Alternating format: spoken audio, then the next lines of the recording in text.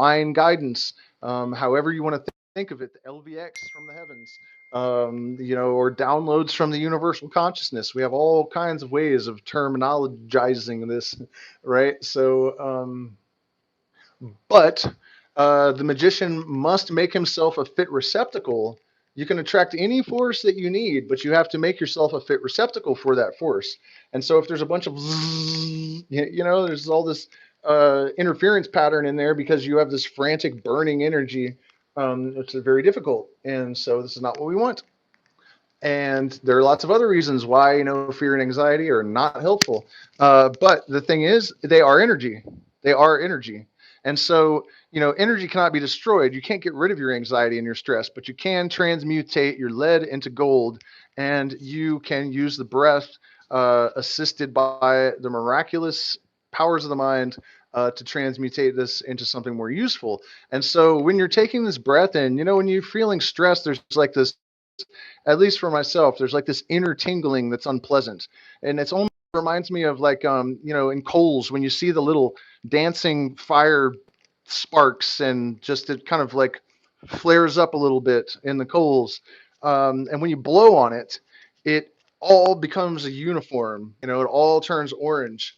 It's the same exact thing that you're kind of focusing on, except that the feeling is the opposite. These heated coals are being cooled by the breath, as you're inhaling it, and it really is helpful and important to focus on the movements of energy within the body, because that's what they actually are, in my opinion. And if you can feel them as such, while you're working with them, I think it's extremely important.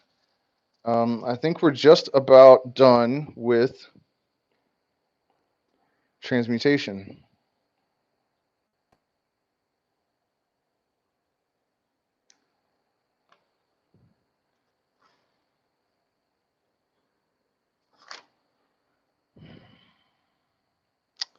Okay, in this little book, we shall state the basic principles of mental transmutation, that all who read may grasp the underlying principles, and thus possess the master key that will unlock the many doors of the principle of polarity.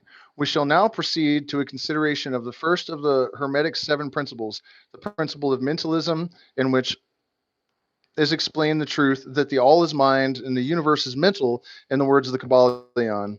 We ask the close attention and careful study of this great principle on the part of our students, for it is really the basic principle of the whole Hermetic philosophy and of the Hermetic art of mental transmutation. And it's 8:12, so we will do one more of these, and then there will be a part three coming along very soon. I don't know if I like this light.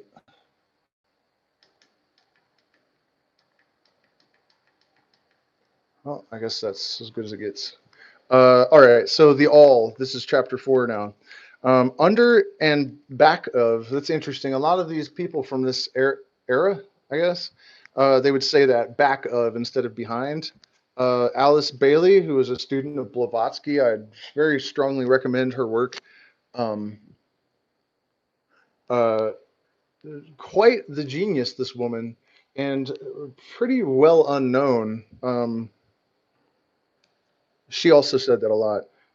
So, under and back of the universe of time, space, and change is ever to be found the substantial reality and fundamental truth.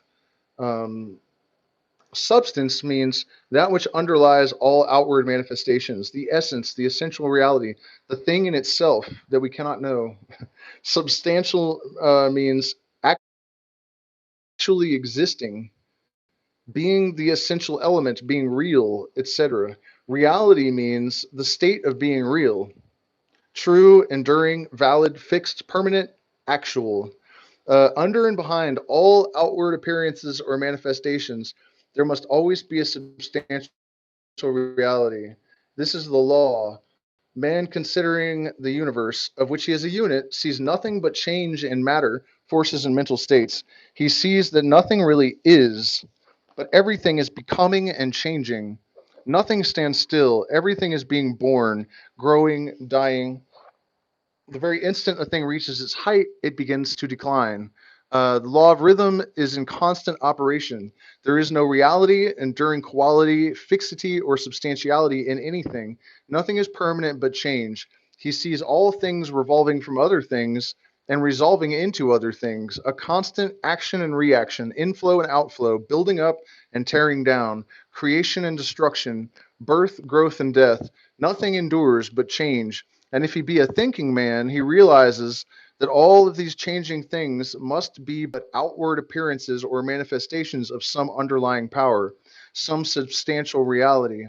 All thinkers in all lands and in all times have assumed the necessity for postulating the existence of this substantial reality. All philosophies worthy of the name have been based upon this thought. Men have given to this substantial reality many names. Some have called it by the term of deity. Others have called it the infinite and eternal energy. Others have tried to call it matter. But all have acknowledged its existence. It is self evident, it needs no argument. I have called it the organizing principle. But unfortunately, philosophy had already used that term. And so sometimes when I use it, it might sound out of context to sure, Rob. Yeah, eventually I'll do Blavatsky and Bailey, and we'll get into their stuff. Really, actually, super interesting. Blavatsky was uh, she spoke 22 languages. Princess, pretty wild, and one of the few women I think that Aleister Crowley really had respect for. He actually did commentary to one of her books. But anyways, the organizing principle, which I also have always believed was consciousness itself, that it is through the mechanism actually of electromagnetic waves that consciousness is able to impose order and symmetry, or order by means of symmetry, upon the chaotic energy, of the primordial soup before planets and stars have sort of crystallized into existence. And so it is consciousness that is the organizing principle, and it acts through what we call electromagnetic waves and the other three fields. So the four fields of physics work together to produce the fifth field, the quintessence, which is